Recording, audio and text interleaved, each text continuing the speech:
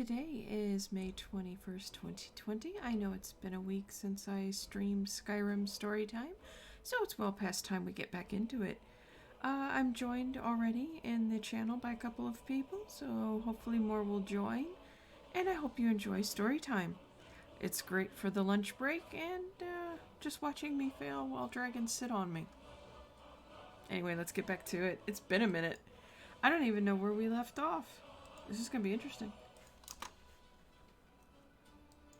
Because it has definitely been a minute since we've been on here.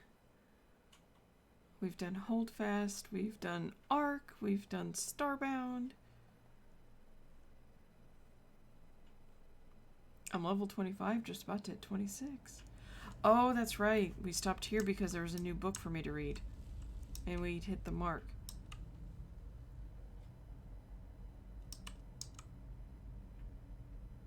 Oh, I see somebody at the lever. Oh, yeah.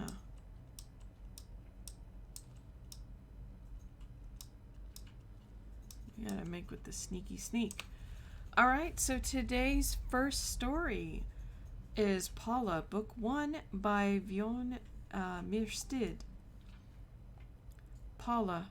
I remember when I first heard that name, not long ago at all. It was at a Tails and Talos ball at a very fine estate west of Mir Corrupt, to which I and my fellow Mages Guild initiates had found ourselves unexpectedly invited. Truth be told, we needn't have been too surprised. There were very few other noble families in Mir Corrupt. The region had its halcyon days as a resort for the wealthy far back in the Second Era, and on reflection, it was only appropriate to have sorcerers and wizards present at a supernatural holiday. Not that we were anything more exotic than students at a small, non-exclusive charter house of the guild, but, like I said, there was a paucity of other choices available. For close to a year, the only home I had known was the rather ramshackle, if sprawling grounds of the Mir Corrupt Mages Guild. My only companions were my fellow initiates, most of which only tolerated me, and the masters whose bitterness at being at a backwater guild prompted never-ending abuse. Immediately, the School of Illusion had attracted me. The magister who taught us recognized me as an apt pupil who loved not only the spells of the science, but their philosophical underpinnings. There was something about the idea of warping the imperceptible energies of light, sound, and mind that appealed to my nature. Not for me the flashy schools of destruction and alteration, or the holy schools of restoration and conjuration, or the practical schools of alchemy and enchantment, or even the chaotic school of mysticism. No. I was never so pleased as to take an ordinary object and by a little magic make it seem something other than what it was. It would have taken more imagination than I had to apply that philosophy to my monotonous life. After the morning's lessons, we were assigned tasks before our evening classes. Mine had been to clean out the study of a recently deceased resident of the guild, and categorize his clutter of spellbooks, charms, and incunabula. It was a lonely and tedious appointment. Magister Tendixus was an inveterate collector of worthless junk, but I was reprimanded any time I threw something away of the least possible value. Gradually, I learned enough to deliver each of his belongings to the appropriate department. Potions of healing to the Magisters of Restoration, books on physical phenomena to the Magisters of Alteration, herbs and minerals to the alchemist, and soul gems and bound items to the enchanters. After one delivery to the enchanters, I was leaving with my customary lack of appreciation when Magister Ilthir called me back. "Boy," said the portly old man, handing me back one of item, "destroy this." It was a small black disc covered with runes with a ring of red-orange gems like bones circling its periphery. "I'm sorry, Magister," I stammered. I thought it was something you'd be interested in. Take it to the great flame and destroy it, he barked, turning his back on me. You never brought it here. My interest was piqued, because I knew the only thing that would make him react in such a way: necromancy.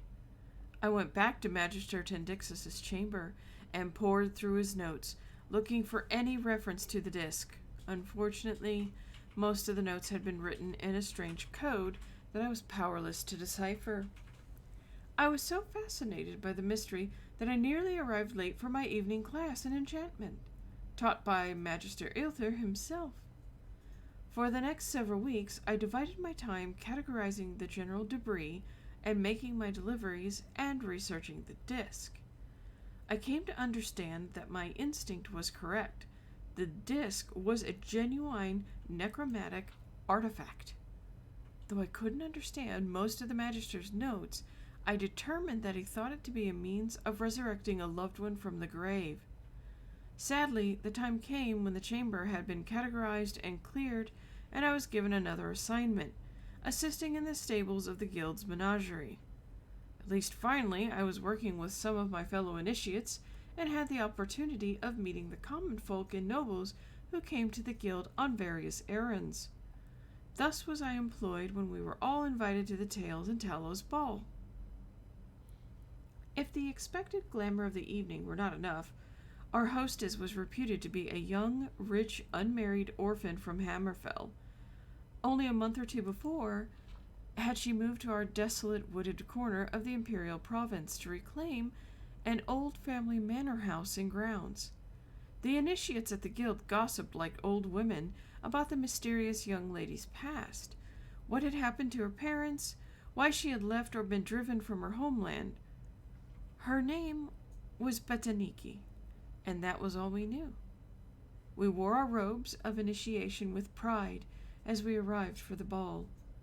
At the enormous marble foyer, a servant announced each of our names as if we were royalty, and we strutted into the midst of the revelers with great puffery.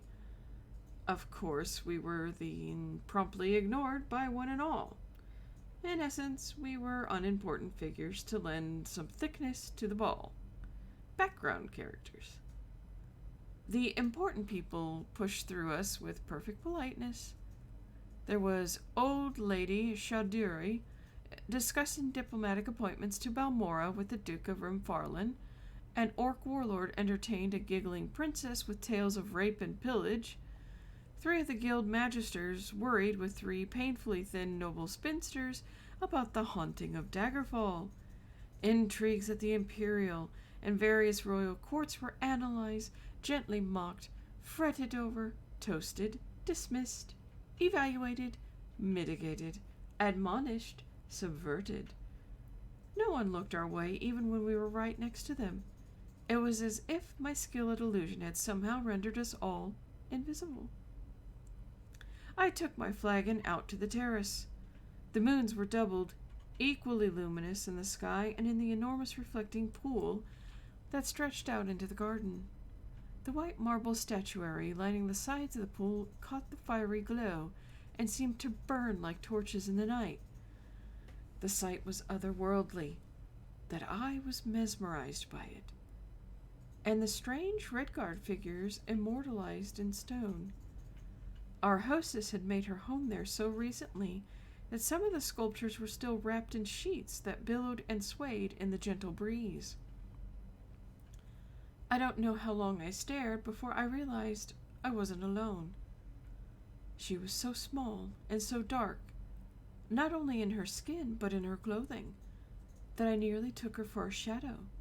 When she turned to me, I saw that she was very beautiful and young, not more than 17. "Are you our hostess?" I finally asked. "Yes," she smiled, blushing. "But I'm ashamed to admit that I'm very bad at it. I should be inside with my new neighbors, but I think we have very little in common." It's been made abundantly clear that they hope I have nothing in common with them either. I laughed. When I'm a little higher than an initiate in the Mages Guild, they might see me as more of an equal. I don't understand the concept of equality in Cyrodiil yet, she frowned. In my culture, you proved your worth and just expected it. My parents both were great warriors, as I hope to be. Her eyes went out to the lawn, to the statues. Do the sculptures represent your parents? That's my father, Perium there, she said, gesturing to a life-sized representation of a massively built man, unashamedly naked, gripping another warrior by the throat and preparing to decapitate him with an outstretched blade. It was clearly a realistic depiction. Perium's face was plain, even slightly ugly, with a low forehead, a mass of tangled hair, stubble on his cheeks, even a slight gap in his teeth, which no sculptor would surely have invented except to do justice to his model's true idiosyncrasies. And your mother? I asked, pointing to a nearby statue of a proud, rather squat warrior woman in a mantilla and scarf holding a child. Oh, no, she laughed. That was my uncle's old nurse. Mother's statue still has sheet over it. I don't know what prompted me to insist that we unveil the statue that she pointed to. In all likelihood, it was nothing but fate, and a selfish desire to continue the conversation. I was afraid that if I did not give her a project, she would feel the need to return to the party, and I would be alone again. At first, she was reluctant. She had not yet made up her mind whether the statues would suffer in the wet, sometimes cold, Cyrodiilic climate. Perhaps all should be covered, she reasoned. It may be that she was merely making conversation, and was reluctant, as I was, to end the standoff and be that much closer to having to return to the party. In a few minutes' time, we tore the tarp from the statue of Betaniki's mother. That is when my life changed forevermore. She was an untamed spirit of nature, screaming in a struggle with a misshapen monstrous figure in black marble. Her gorgeous long fingers were raking across the creature's face. The monster's talons gripped her right breast in a sort of caress that prefaces a mortal wound. Its legs and hers wound around one another in a battle that was a dance. I felt annihilated. This lithe but formidable woman was beautiful beyond all superficial standards. Whoever had sculpted it had somehow captured not only a face and figure of a goddess, but her power and will. She was both tragic and triumphant. I fell instantly and fatally in love with her. I had not even noticed when Galen, one of my fellow initiates who was leaving the party, came up behind us. Apparently, I had whispered the word, magnificent, because I heard Betaniki reply as if miles away, yes, it is magnificent. That's why I was afraid of exposing it to the elements. Then I heard clearly, like a stone breaking water, Galen, Mara, preserve me. That must be Pela. Then you heard of my mother? Asked Betaniki, turning his way. I hailed from Wayrest, practically on the border to Hammerfell. I don't think there's anyone who hasn't heard of your mother and her great heroism, ridding the land of that abominable beast. She died in that struggle, didn't she? Yes, the girl said sadly. But so, too, did the creature. For a moment, we were all silent. I don't remember anything more of that night. Somehow, I knew I was invited to dine the next evening, but my mind and heart had been entirely and forevermore arrested by the statue. I returned back to the guild, but my dreams were fevered and brought me no rest. Everything seemed diffused by white light except for one beautiful, fearsome woman. Paula. Well, now, that one was interesting.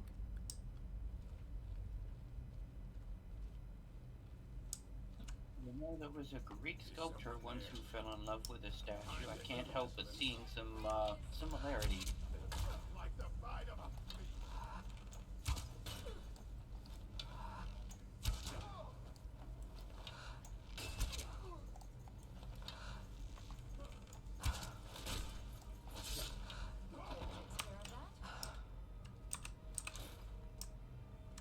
Nudity. Everybody's a little bit naked.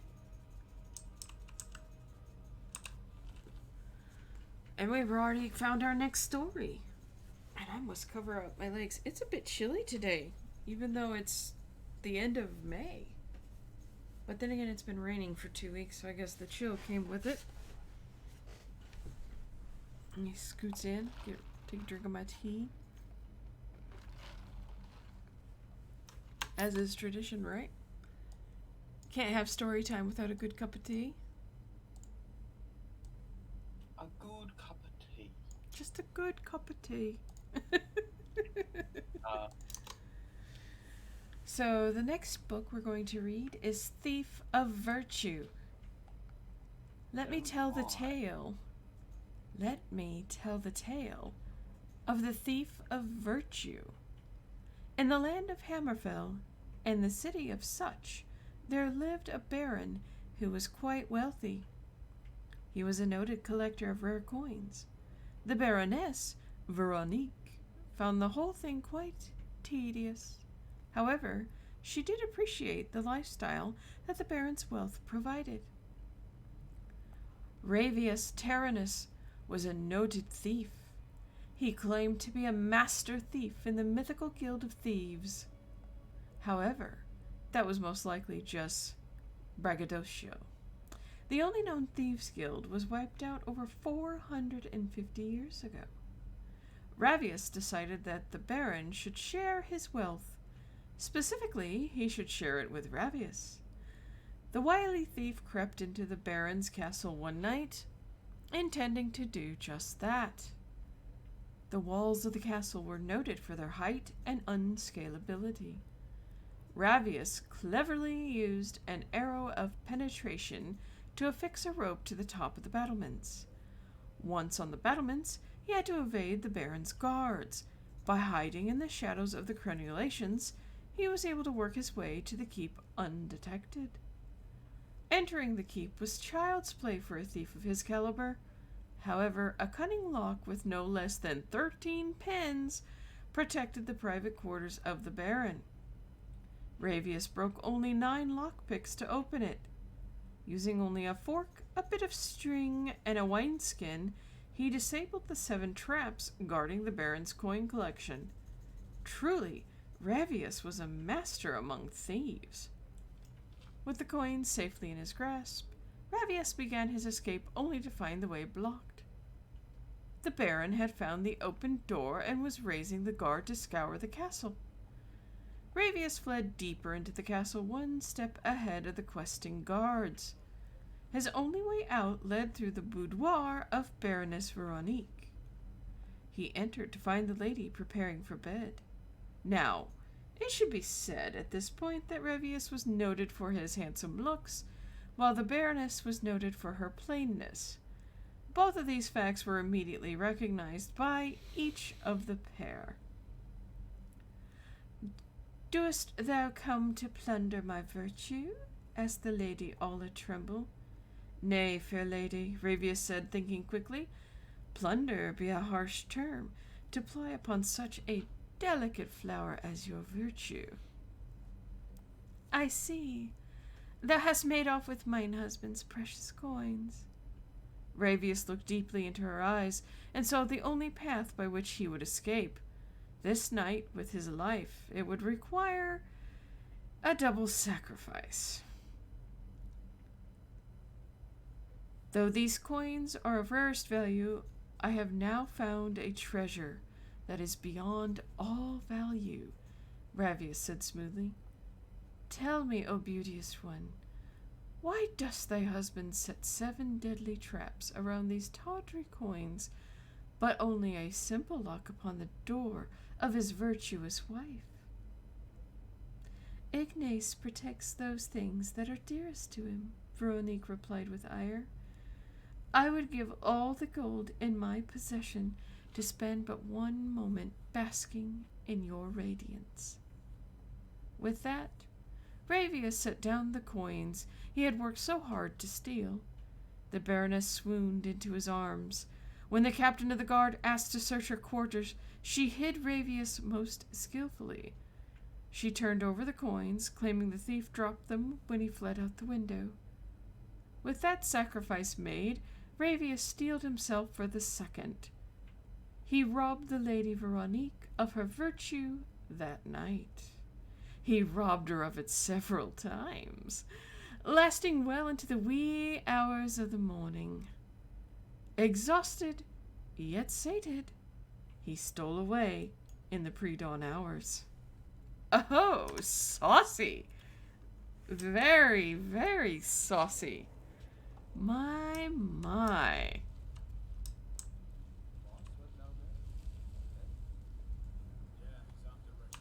Oh wait, I passed up another book. Which gave me some sneak. Yay! Huzzah! Our next book, The Red Kitchen Reader by Sophocles Quo.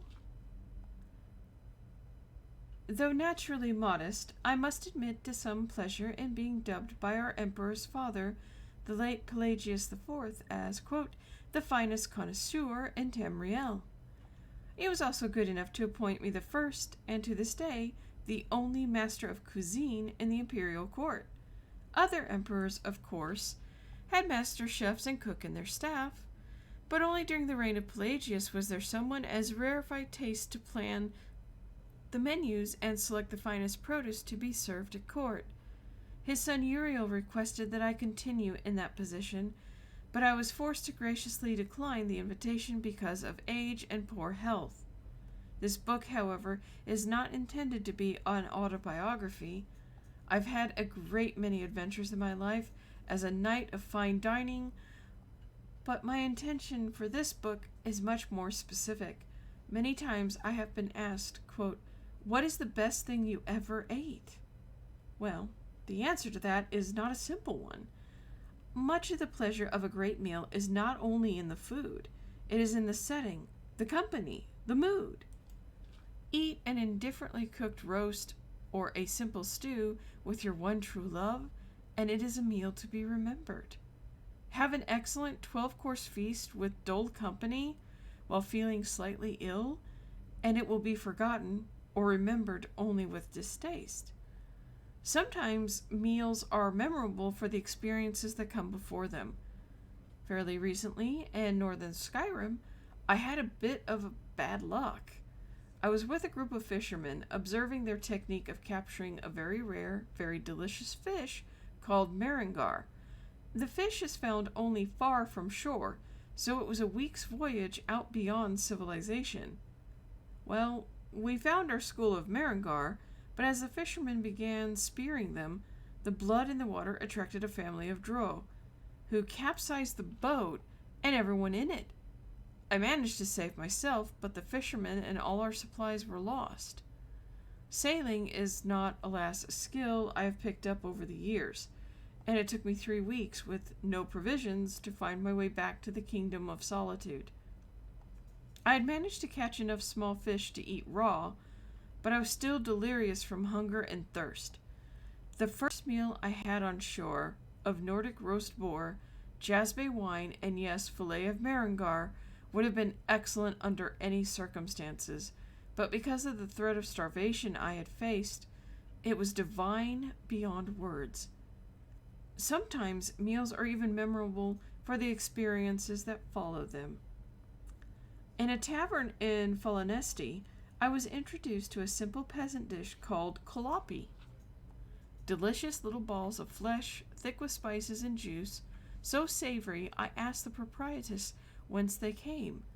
Mother Pascost explained that the kolapi were an arboreal rodent that fed exclusively on the most tender branches of the grot oak, and I was fortunate enough to be in Valenwood at the time of the annual harvest. I was invited to join with a small colony of Imga monkeys, who alone could gather those succulent little mice. Because they lived only on the slenderest branches of the trees, and only on the ends of those same branches, the Imga had to climb beneath them and jump to pick the kolapi from their perches. Imga are, of course, naturally dexterous, but I was then relatively young and spry, and they let me help them.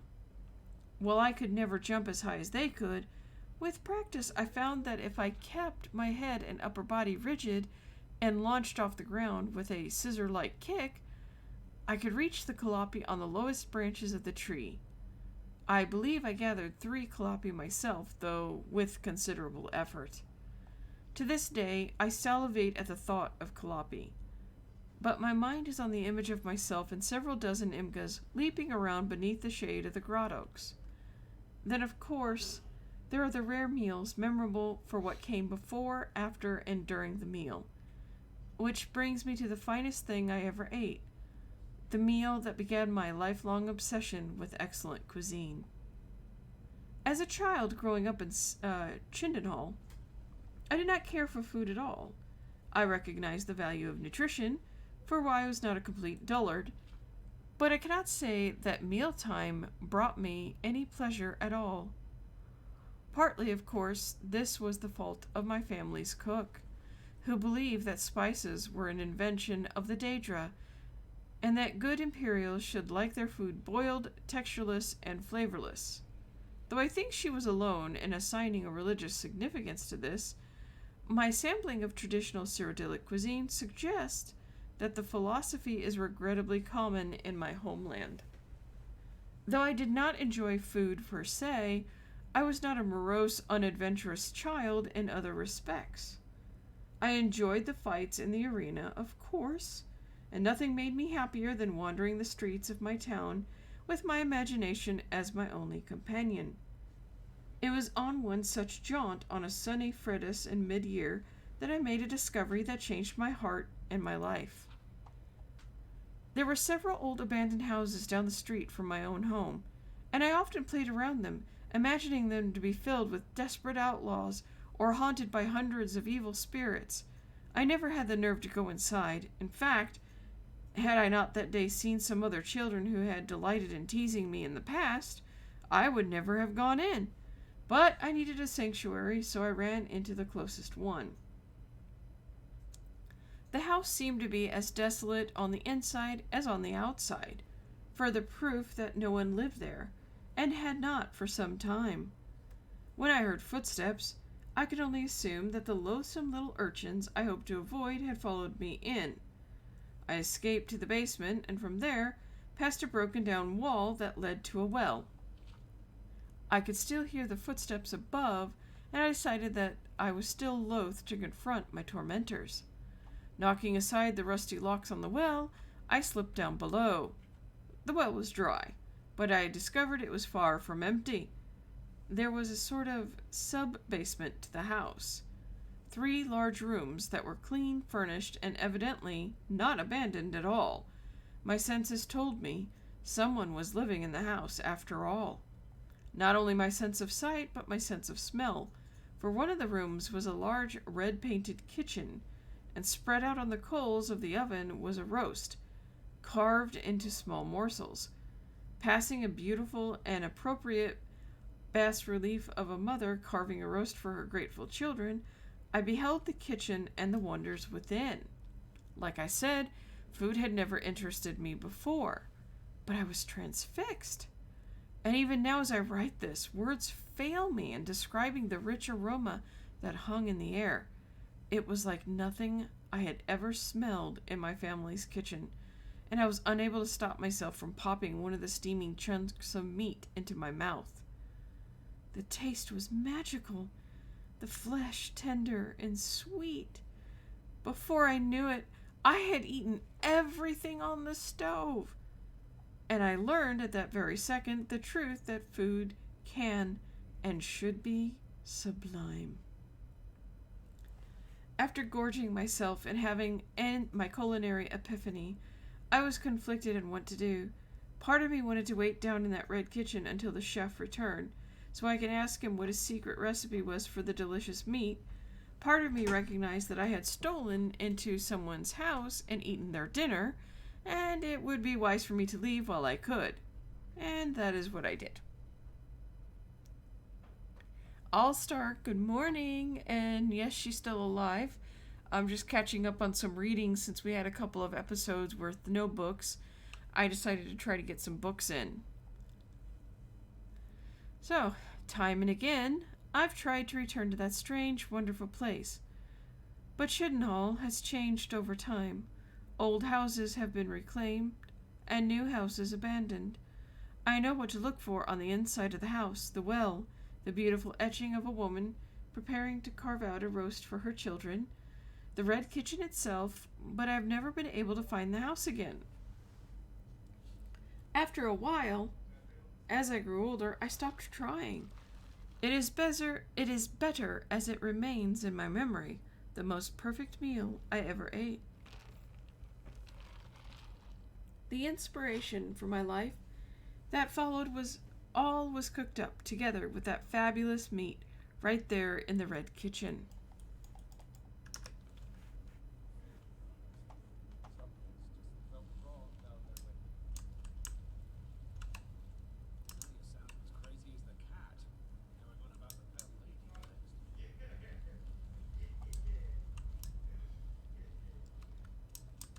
Let's see what's in here. Oh my god, another book. But I've already read 3 and I'm gonna skip that one because I need a break. But I'm gonna take some gold, make some progress. And All-Star, I really do think Lydia's attitude's what's gonna get her killed. I think she is the one that's gonna get betrayed.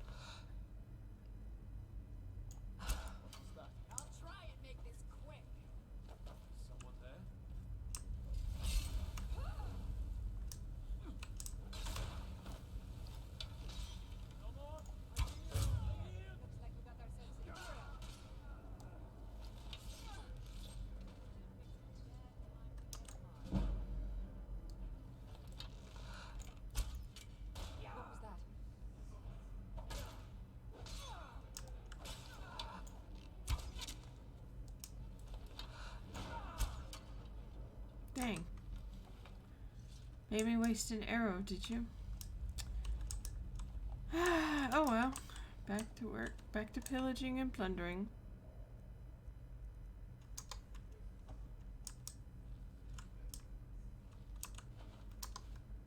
And 2 more books. Well, actually, this is just a parchment. We'll read this. Isa. I see her in every shadow, hear her voice on every breath of wind, in my dreams, in my ears, in my mind. The pale lady. We have to stop her. Just return the sword and we can shut her away forever. I can't take this anymore. I have to do it. I must. Regier. Ooh. Alright, now I gotta read Isa's journal. Left the White River gang this morning, with Hasvar's things on our tail. Wasn't a bad gig, but it was time to move on. Regier and I weren't getting anywhere with him in charge. I'll never understand how he does it. I couldn't find so much as a rumor in Windhelm, while Regier stayed outside the city, got wasted on moon sugar, and still managed to find us a lead. Some gang out Morthal way. They're holed up in an old ruin, digging it out in between raids on the caravans. Joined up with Kier's band. Their treasure hunting dig is a disaster. 3 months of work have barely cleared a single haul, and 6 men have died from the cave-ins. I've taken charge of the dig while Regier is leading the raids topside. Maybe that year in Chidna mine will pay off after all. You'd think a man who could swing a sword could use a pickaxe, but these louts are exhausted after barely an hour. No wonder this tunnel's taking forever. I've set up round-the-clock shifts and ordered double rations for the best diggers. That'll give them some incentive. Night shift woke me to say they'd hit something big. Kyer, Regier, and I went down to take a look. It's huge, like a whole forest was just swallowed up by the earth, with a big old monument out in the center. Kyer took the sword from it as a trophy, proof his whole plan was finally paying off. For once, he might be right. Regier's been having nightmares over the past few days. He keeps muttering about a pale lady, one of those swamp women who steal children away at night, I think. To think some fool story could turn the toughest bandit I know into a cowering kitten, frightened of his own shadow. I'm just glad none of the others see him like this. It's getting worse. Regier can barely sleep at all now, and whenever he dozes off, he wakes up screaming. Woke the whole place last night. He says the pale lady is coming for us. She's down in the forest. We have to return the sword or she'll kill us all. Not a chance. The boss clings to that thing like he was born with it. I've told everyone Regier just has a fever, but this can't go on. I've pulled a few things together. I'll slip out tonight and never look back.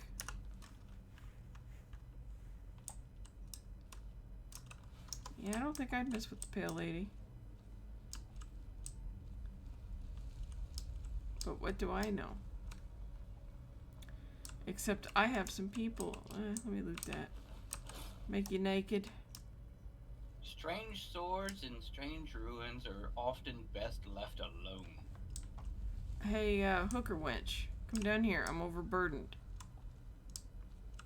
Sworn ever to carry your burdens.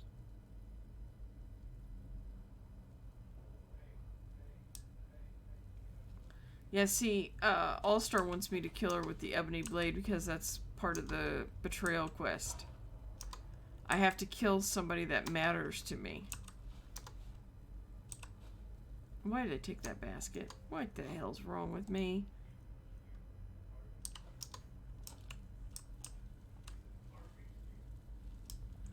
Oh good, come here, because I'm burdened from making people naked. Still here. Truly a heavy burden indeed. Ha, lol.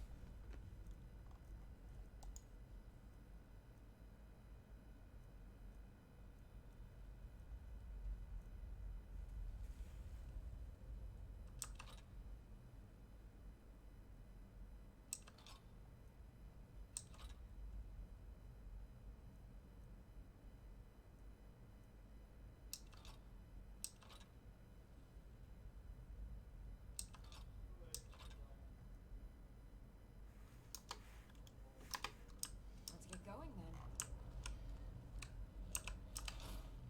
then. Nudity. Everybody dies thanks to me. Dang it. I need to load you up completely. I'm right behind you. I am at your command. That's a better attitude. You might get to live if you keep a better attitude like that.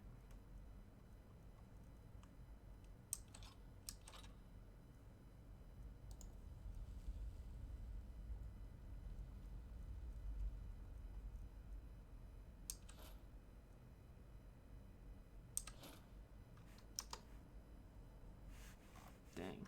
I will protect you with my life.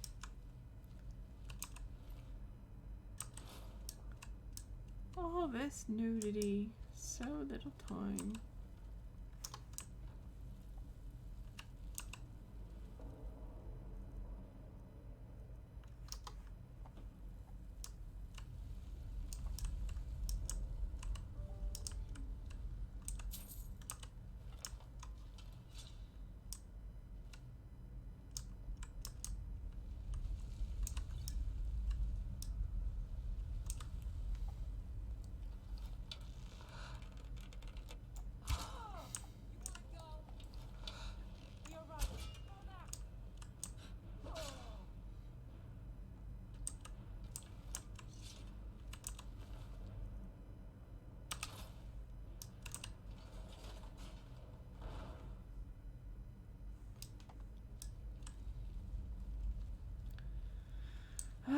goodness gravy. I have to use that ebony blade. I do have a feeling it is going to end up being Lydia.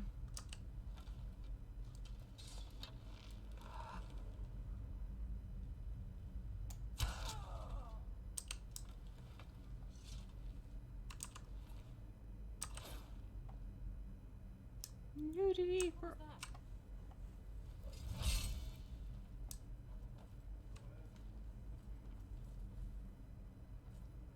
Someone there?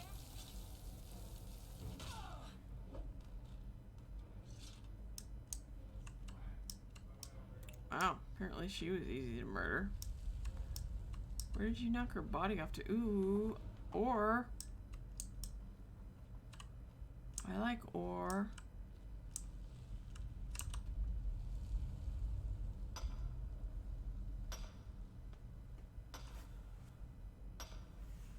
Oh my goodness gravy.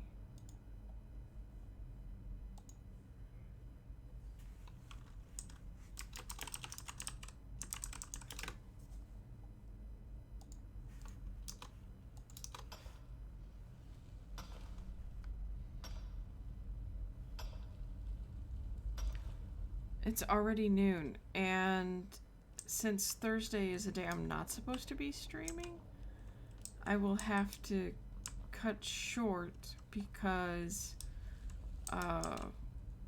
Bunny, of course, thanks to the pandemic, is working from home, and this is one of his work days. And he has a meeting coming up, and I don't think y'all want to listen to IT tech stuff. Bandits are cowards. Something's wrong. Boss been down there too long. Yeah. Let's wait a little longer, then. Someone there?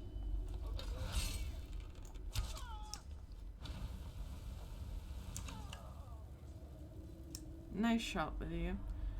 I'll give you credit for that. Nudity.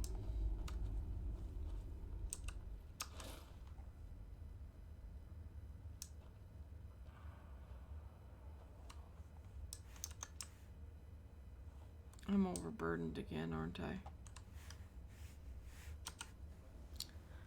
Let's see.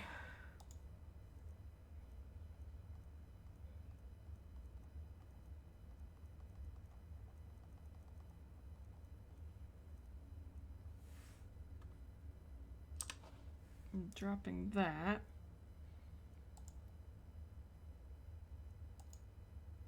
I'm not dropping that, but maybe.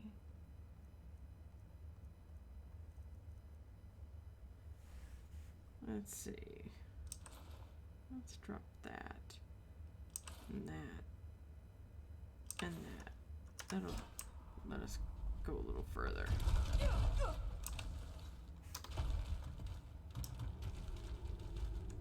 I set off the trap like a great big dang dang.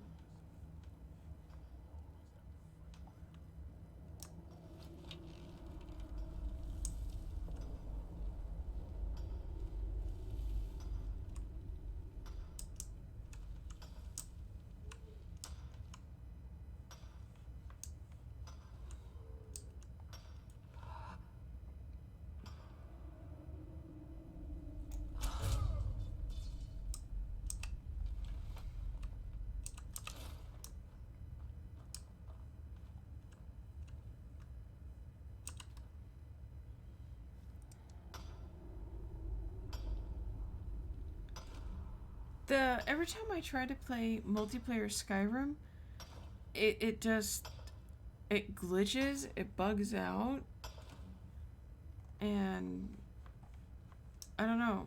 I think Vroke's gonna try to fix it for me. We'll see. Alright, this going so slow has got to go. The steel stuff is decent. It's only 5, it's only 9. Drop. There we go. Okay, there's a door.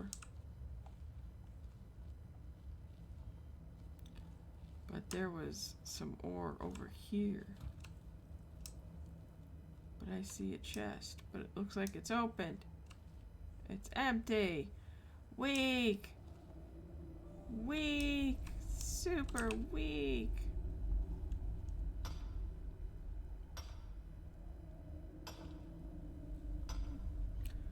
Using Harbor? This is for Skyrim Storytime. I use Mod Manager.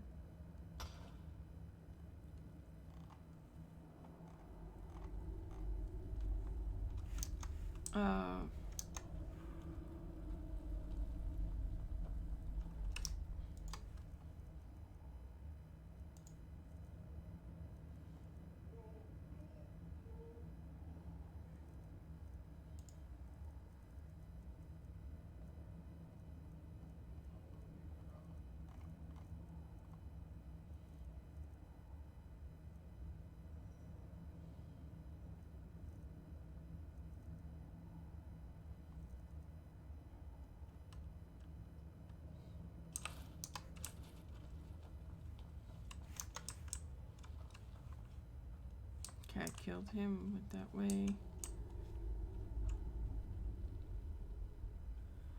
I think I did use Harbor for that, the 1 or 2 times I tried to play multiplayer with everybody. I know,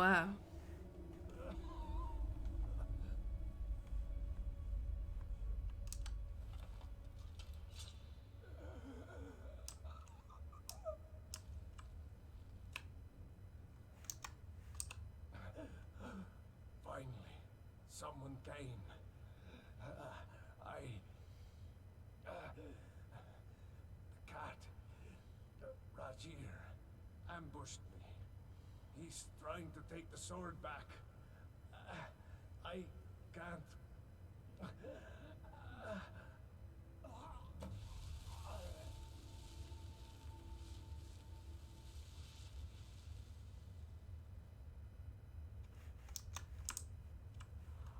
I gotta recharge my sword, my bow here.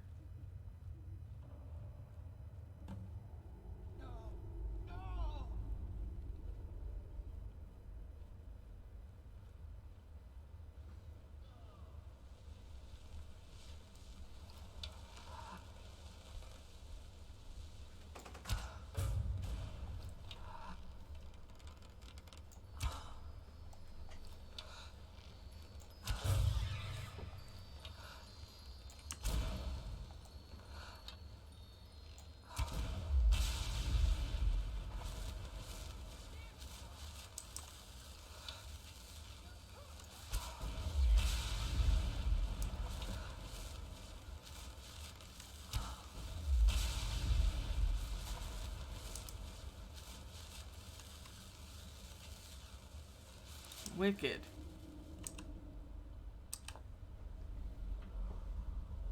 The pale lady was legit.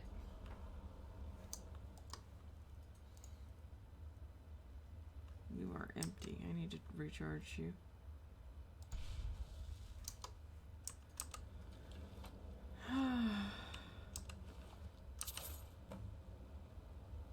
I found the stolen sword.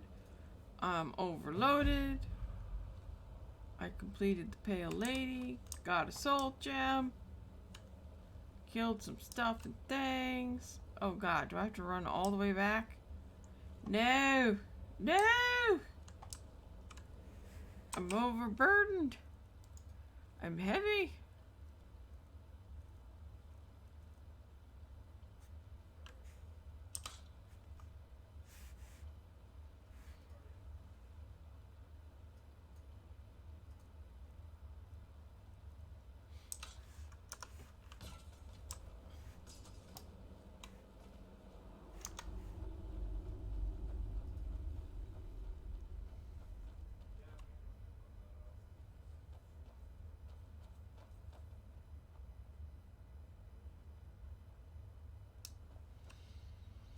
Because I haven't found any more black soul... Oh, I did have a black soul gem, didn't I? I didn't think I had any black soul gems left. By the way, you're not naked. I can't leave people, you know, unnaked. We act like I'm actually nice. Oh, Jesus.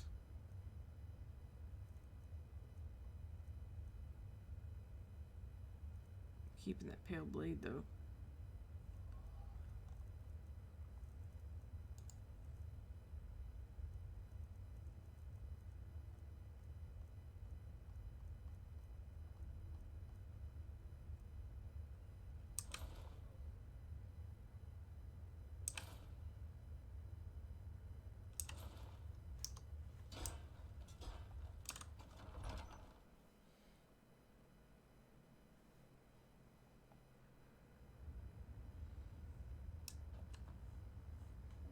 Dang. I was hoping for a quicker way out. But oh well. We looted, we murdered, we pillaged, we plunged. I don't think we did a bad job today. We even got some books read.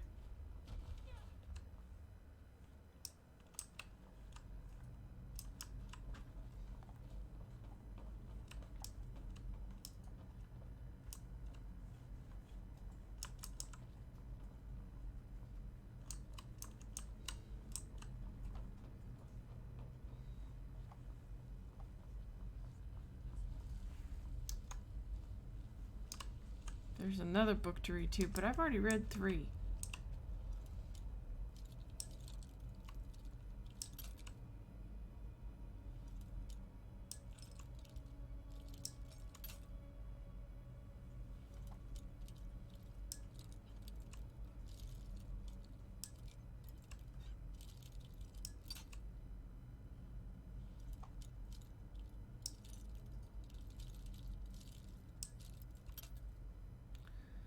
Oh, now.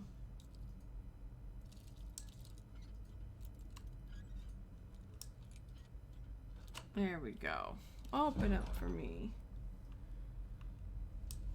Oh, this isn't the exit? Damn.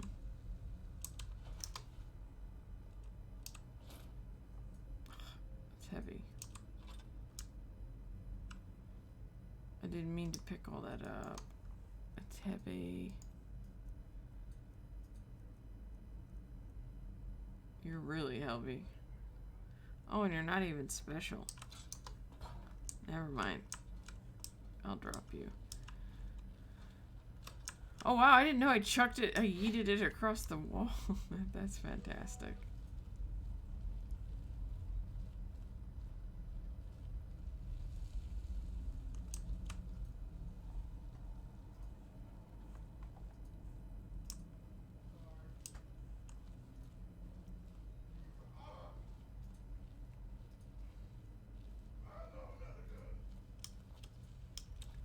I can hear my nephew raging in the background. He's playing Apex Legends.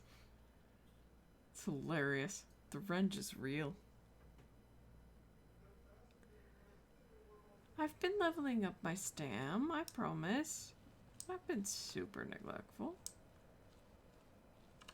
Just semi-neglectful. Alright, let's go check out my favorite bro. See what he has.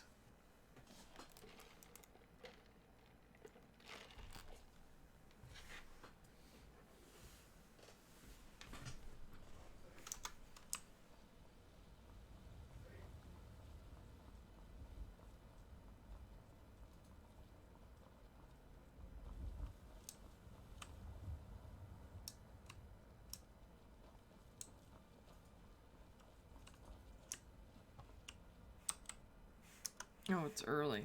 Alright.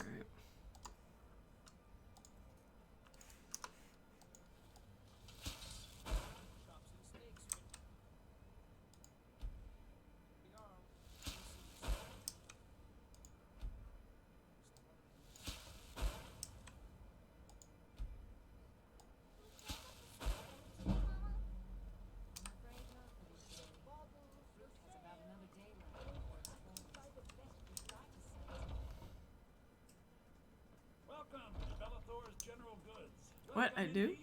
I have a level up? Nuh-uh. I do! I hadn't even realized I had. My bad.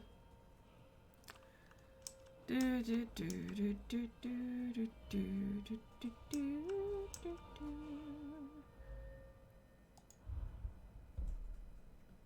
Apprentice.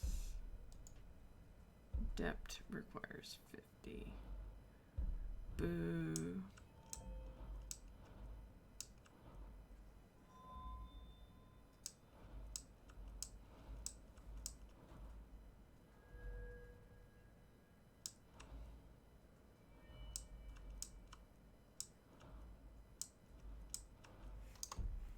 I have perks, but I have not enough points.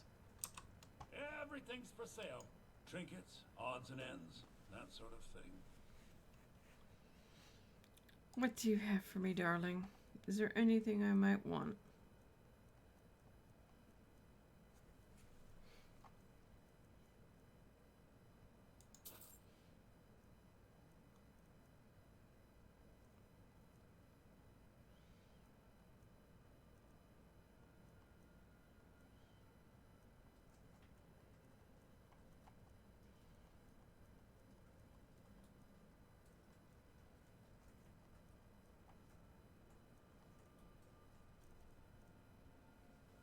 Ooh, ring of archery.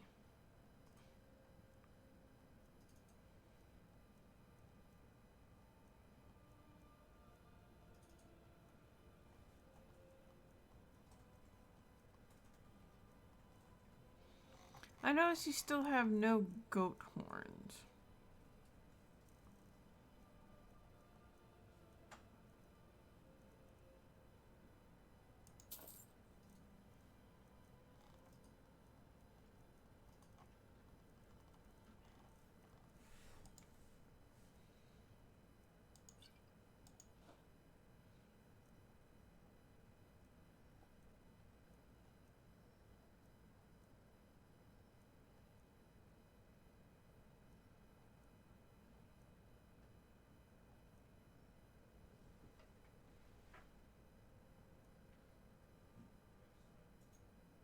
Never seen an emerald. It's kind of pretty.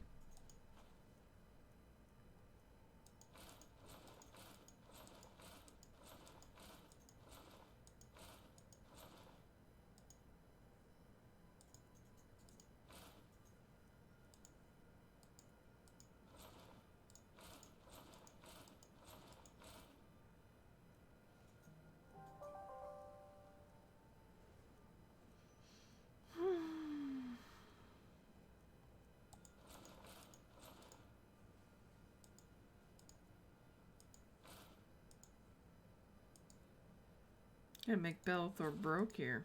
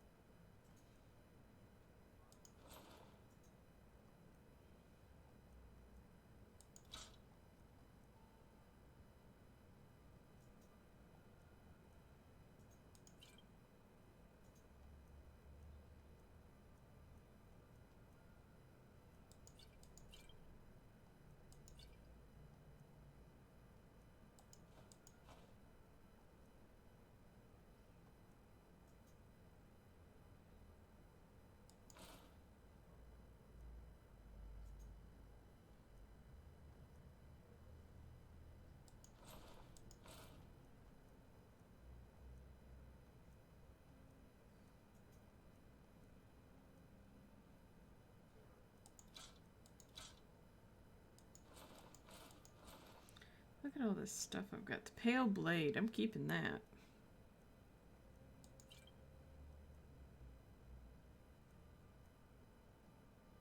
I have a woodcutter's axe on me. Now you had a ring.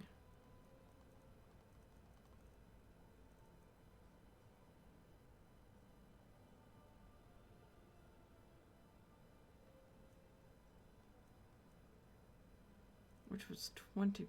Ring of archery. Yeah. Give me that.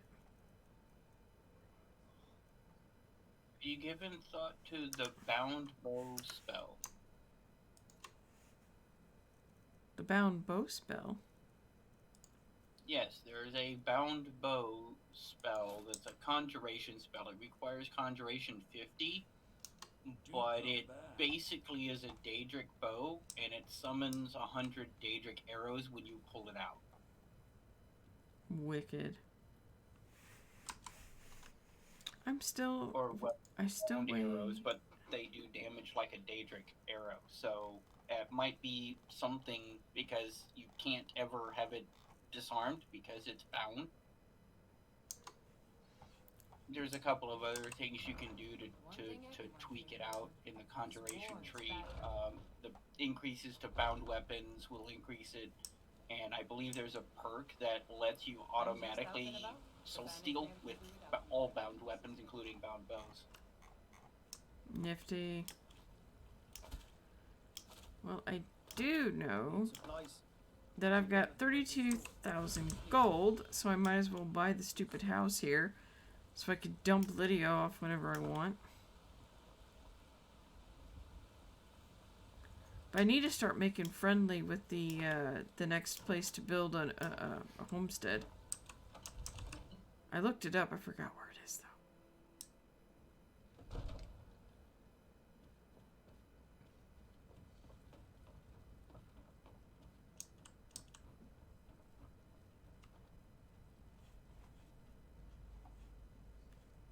So, where are these slackers that I buy my house from? Ah, he's up here. I serve Jarl Balgruuf as steward. Splendid. There's a house available right now. Wonderful. Here's the key to your new home.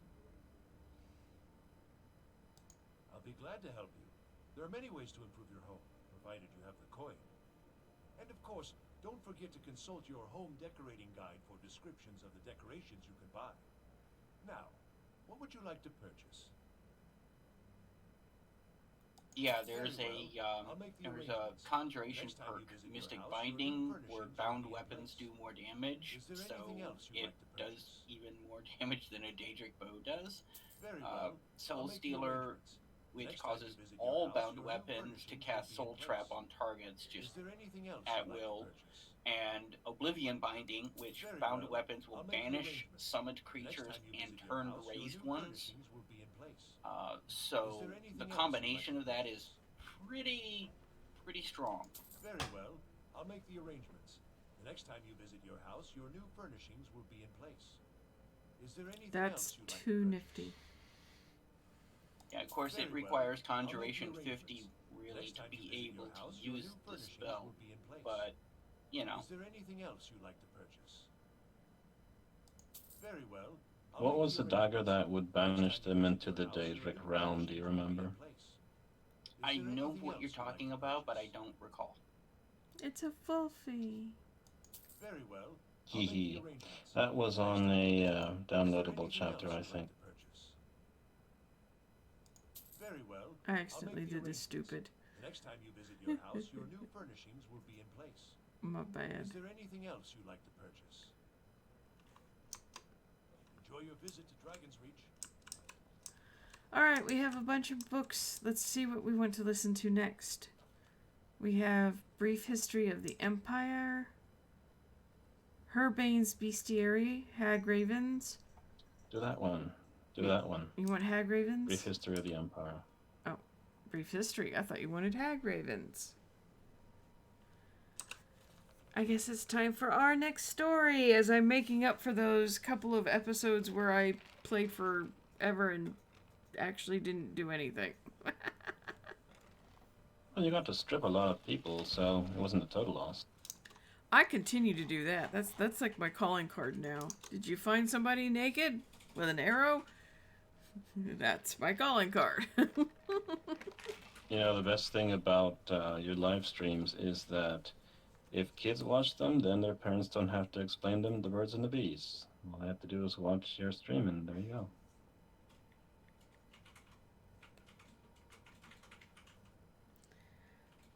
My brother is blaming me for kittens on his property when I live 1,000 miles away. How can I be creating kittens on his property? This is hilarious. Alright, now that I'm muted, it's 12:22. I will have to stop streaming in about 20 minutes. Like I said, because Bunny has a meeting and we share an office. No worries. Let's hear a story. Let's hear a story. Let's get him in. So, A Brief History of the Empire, Part 3, by Stronach Cathodge III, Imperial Historian. Oh, that doesn't sound uppity at all. The first volume of this series told in brief the story of the succession of the first 8 emperors of the Septim dynasty, from Tiber I to Quintiria II. The second volume described the War of the Red Diamond and the 6 emperors that followed its aftermath, from Uriel III to Cassander I. At the end of that volume, it was described how the Emperor Cassander's half-brother Uriel IV assumed the throne of the Empire of Tamriel. It will be recalled that Uriel IV was not a septim by birth. His mother, though she reigned as empress for many years, was a dark elf married to a true septim emperor, Pelagius III. Uriel's father was actually Cataria I's consort after Pelagius's death, a Breton nobleman named Galaver Lariat. Before taking the throne of the empire, Cassander I had ruled the kingdom of Wayrest, but poor health had forced him to retire. Cassander had no children, so he legally adopted his half-brother Uriel and abdicated the kingdom. 7 years later, Cassander inherited the empire at the death of his mother. 3 years after that, Uriel once again found himself the recipient of Cassander's inheritance. Uriel IV's reign was a long and difficult one. Despite being a legally adopted member of the Septim family, and despite the Lariat family's high position, indeed, they were distant cousins of the Septims, few of the Elder Council could be persuaded to accept him fully as a blood descendant of Tiber. The council had assumed much responsibility during Cataria I's long reign, and Cassander I's short one, and a strong-willed, quote, alien monarch like Uriel IV found it impossible to command their unswerving fealty. Time and again, the council and emperor were at odds, and time and again, the council won the battles. Since the days of Pelagius II, the Elder Council had consisted of the wealthiest men and women in the empire, and the power they wielded was conclusive. The council's last victory over Uriel IV was posthumous. Andorak, Uriel IV's son, was disinherited by vote of council, and a cousin more closely related to the original septim line was proclaimed Sepphoris II and Third Era 247. For the first 9 years of Sepphoris II's reign, those loyal to Andorak battled the imperial forces. And an act that the sage Irantane called Tiber Septim's heart beating no more, the council granted Andorak the High Rock Kingdom of Schornheim to end the war, and Andorak's descendants still ruled there. By and large, Sepphoris II had foes that demanded more of his attention than Andorak. Quote, "From out of Cimmerian nightmare," in the words of Arantine, a man who called himself the Camoran usurper, led an army of Daedra and undead warriors on a rampage through Valenwood, conquering kingdom after kingdom. Few could resist his onslaughts, and as month turned to bloody month in the year Third Era 249, even fewer tried. Sepphoris II sent more and more mercenaries into Hammerfell to stop the usurper's northward march, but they were bribed or slaughtered and raised as undead. The story of the Camoran usurper deserves a book of its own. It is recommended that the reader find Paul's Ilthres, The Fall of the Usurper for more detail. In short, however, the destruction of the forces of the usurper had little to do with the efforts of the emperor. The result was a great regional victory and an increase in hostility toward the seemingly inefficacious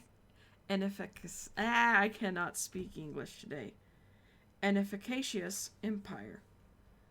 Uriel V, Sepphoris II's the son and successor, swiveled opinion back toward the latent power of the empire. Turning the attention of Tamriel away from internal strife, Uriel IV embarked on a series of invasions beginning almost from the moment he took the throne in Third Era 268. Uriel V conquered Roscrea in 271, Cathnachwe in 276, Yaneslia in 279, and Esroniet in 284. In Third Era 288, he embarked on his most ambitious enterprise, the invasion of the continent kingdom of Akavir. This ultimately proved a failure. For 2 years later, Uriel V was killed in Akavir on the battlefield of Ionith. Nevertheless, Uriel V holds a reputation second only to Tiber as one of the 2 great warrior emperors of Tamriel. The last 4 emperors, beginning with Uriel V's infant son, are described in the 4th and final volume of this series. Ooh. Wonderful. So that promises more. Yeah, that promises more, but that last book was really saucy. The Virtuous Thief. It's funny because Prince Cassinder actually, in Daggerfall, if your character is a thief and you're a dark elf, and you choose Quicksilver as one of your answers to what your nickname was as a kid, you actually get written directly into his story. You save Prince Cassinder from the minions of Jagar Tharn, who was the usurper of the throne in the first game. So it's interesting that they put all these books in this game. That's some deep lore right there. That's why I keep reading. I'm excited because some of this covers things I didn't get to play because I didn't start Elder Scrolls until Morrowind. So I'm behind. Whereas so far here in Skyrim, I'm actually catching up on a lot of stuff that happened previously. Oh, that was a very pleasant read, and hope to hear more of your lovely voice and the interesting lore in the future. There will be more. It's 12:30. I've still got 20-ish minutes. Alrighty. But I'll catch you later, okay? You take good care of yourself. I'm glad you stopped by. You too, and give the kitties a hug for me. Oh, always. Take care, Wolfiekins.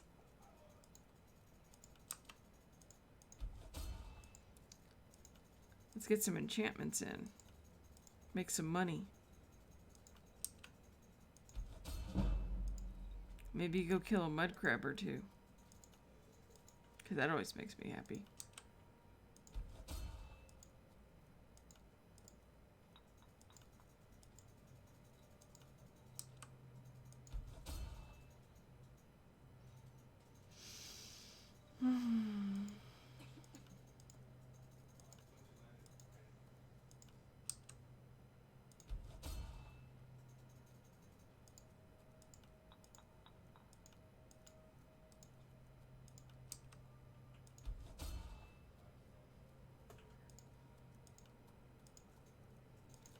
Can you believe that 100 and something rings that I made when we first started this series?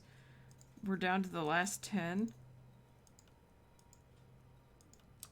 Well, at least they've come in handy. Yeah, I have gold. Can't complain about gold. But I have a bunch of ore that I need to sit down and transmute.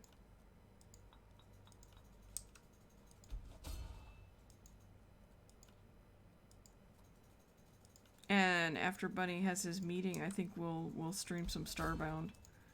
I want to get further along. I'm going to do some digging on Reddit and see if I can't find a planet with the rose background and rose trees so we can build an epic colony.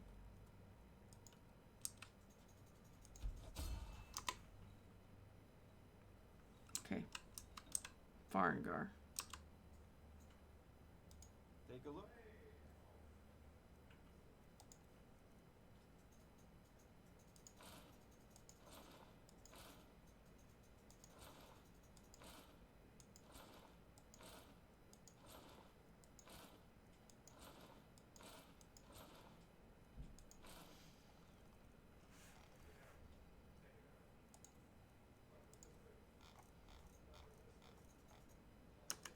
Okay.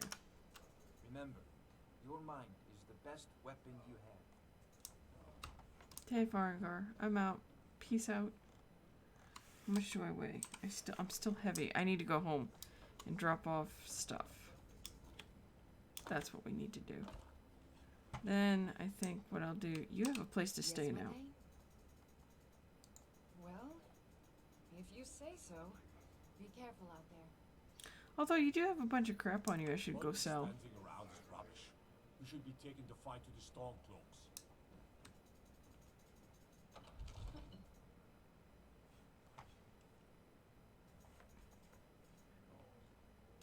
Good to see you. Travel safe. Somebody's nice to me. And All Stars, like Pelagius, is someone you'll hear more from later. As I turn more and more evil, I imagine. The evilness that I must become must become more evil. More evil! Did somebody call for evil? Just a little bit of evil. A side dish of evil. Dr. Evil. A doctor? Associate Professor Evil, just out even. back. Oh my. Associate Professor of Evil. Did you know that love is evil? Uh-oh. What the hell dropped? I just opened the door.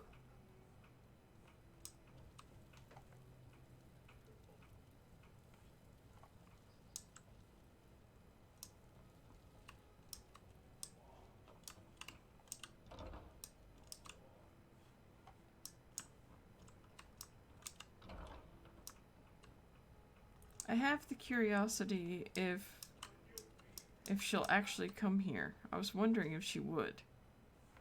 Because I thought if we part ways that meant I've, like, dismissed her.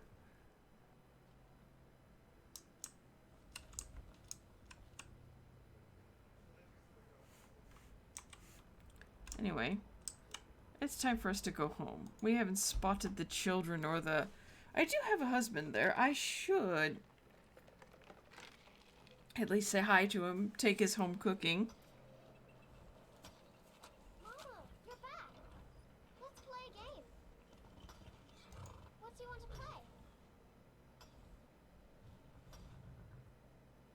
Okay, you stand right there and count to 10. No peeking. Ready? Go!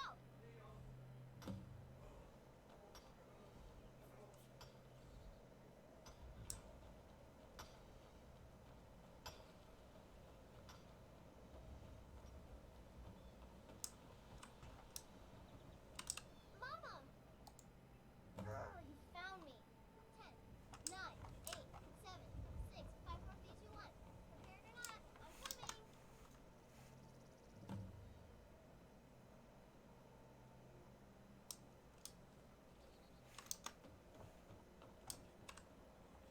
There.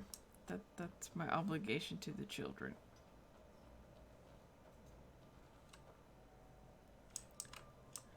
What do you need, my friend? I don't know. I like you. You always are nice to me. Lydia's not. She's probably going to end up getting murdered by my stuff.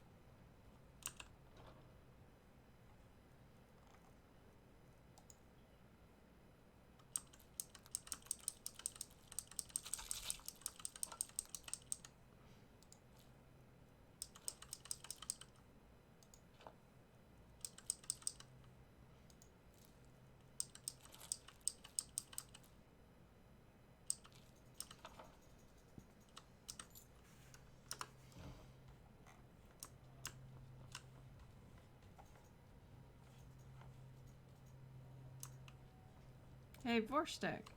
Hello, my love. Back from some adventure, I bet? Here, this is fresh. I'll have another meal ready tomorrow. Take a look.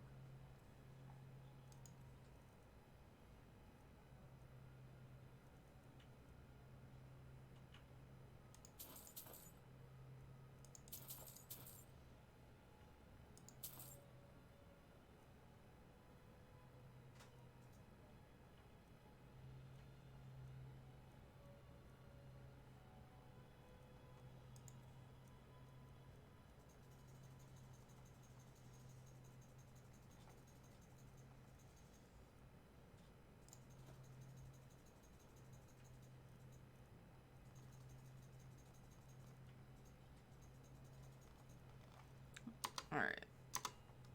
Goodbye, my love. Yes, my love? What do you need? We have a cozy... You know what? I have all this gold, and yeah, I ask him for gold. Look at that. See, it's been 3 days. I needed to come home. It was time. Time to come home. But first... let's put some stuff up. I like this crossbow. It's kind of cool. But we're going to put it up for now.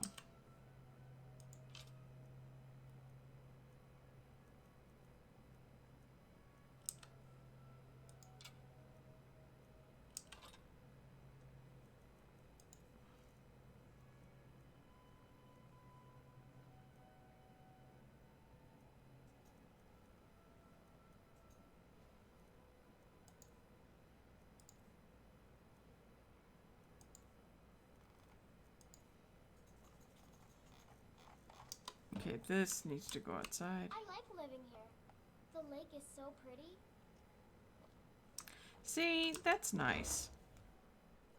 I can go out and be evil, come home and be like, I've got a couple of kids, got a husband. It's like the double life. That's what a proper assassin should have. They're my cover for my evil. And you gotta understand that.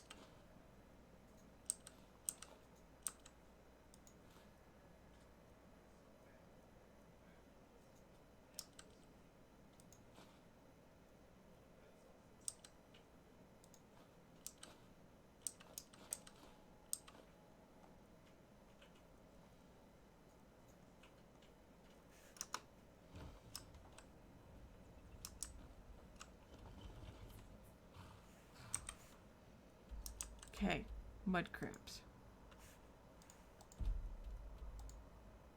Actually, what would put me by the mud crabs? This would put me by the mud crabs. Teehee. Have a few minutes of mud crab goodness. And soul gems filled. Okay, so. Am I facing there? No, I'm going the wrong direction. Mud crabs. Detected.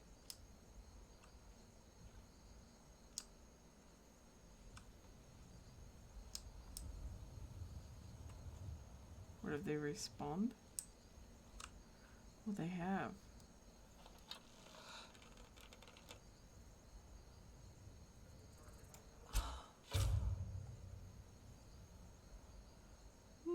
Nice.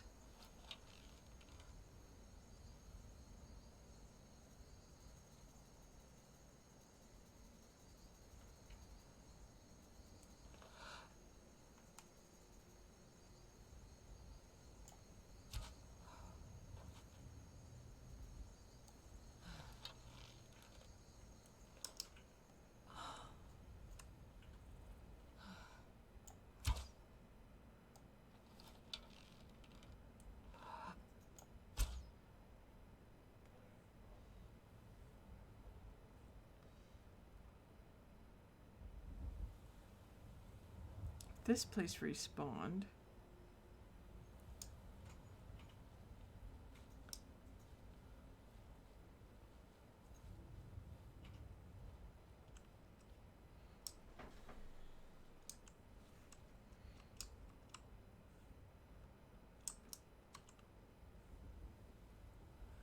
And that means all that free tasty ore is back. You're naked now. As it should be.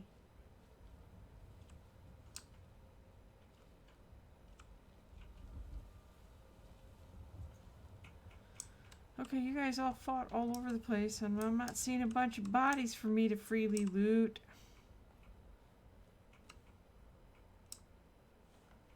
I like free loot. Ah, here's a body. Alright, now the body's naked.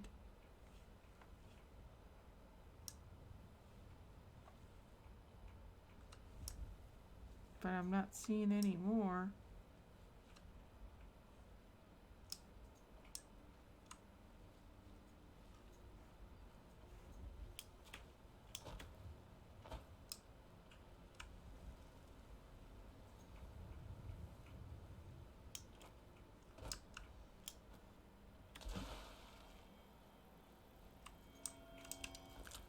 Oh.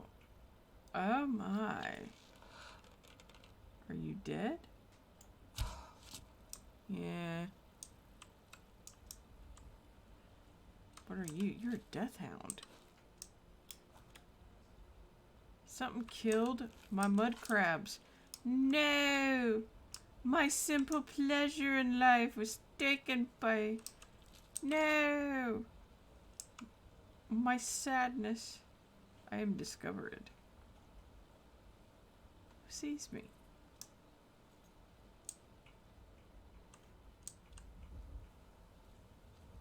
You spotted me.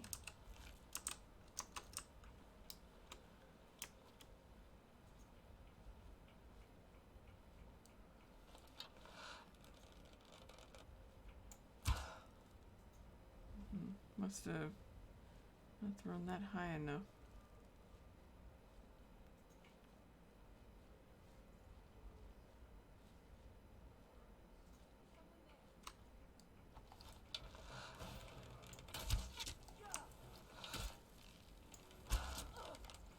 Vampire.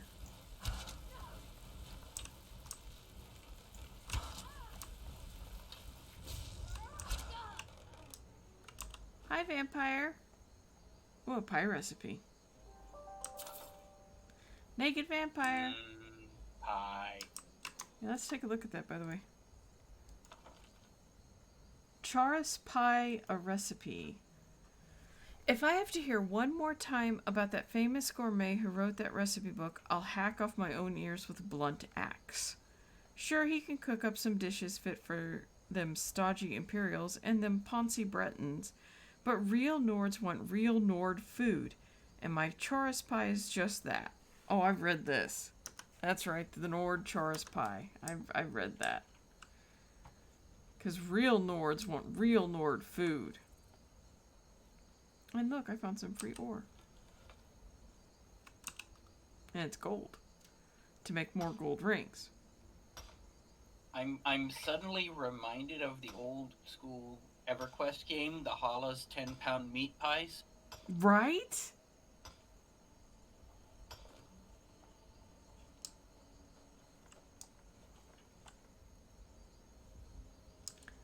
Ah. Well, we at least got some reading done today, but I wouldn't say we really accomplished much else. Although I did, buy the breeze home. Just because I was sitting on all that gold. And somebody just had to take away my joy of mud crab hunting. My disappointment is real. Something spotted me, but I don't know what. Aw, there's a dead puppy fox. Look at that. That's just shameful. Killing my mud crabs? That's just wrong. Those were my mud crabs. Wait. I might have found ore and some mud crabs. This night might get redeemed yet.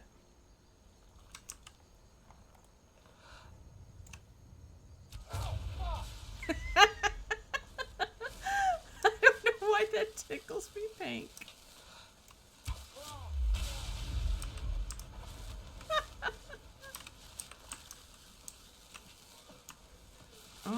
a saber cat. Sometimes it is the simple things in life, like swearing mud crab. Cursing my crab, man. I don't know why. It just tickles my funny bone, but it does. I don't know why, but it pleases me. And look, some iron ore. The night is somewhat redeemed.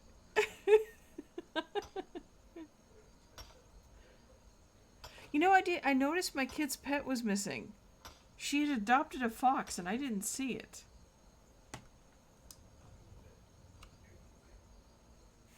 That makes me want to go home and see if something happened to it.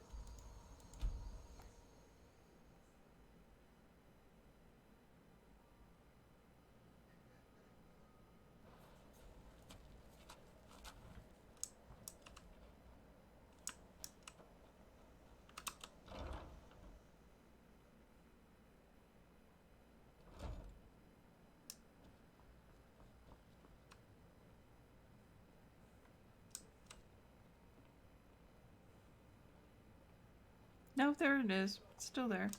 Hello, my love. Back from some adventure, I bet?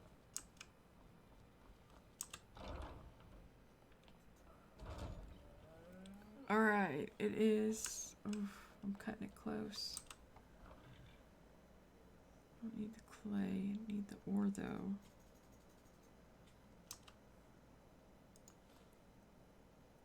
Flawless, flawless. The ore. Well, I need those two. Not the ingots. But the ore I need. Ingot, ore, the ore, and the ore, and the steel. Okay.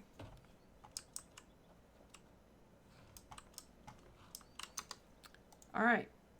I think you guys can tell what I'm going to do now because Bunny has to go into his meeting in 10 minutes. So unfortunately, everyone, we're going to have to call it here. We got an hour and a half in, so that's better than nothing. And we'll get back to story time again in between. Don't be surprised if later on I kick on the stream and do a little bit of Starbound because I got rehooked again. It's a peaceful game. I love that game. Anyway, for now, thanks for hanging out. I'll catch you next time for story time. Take care for now. Bye.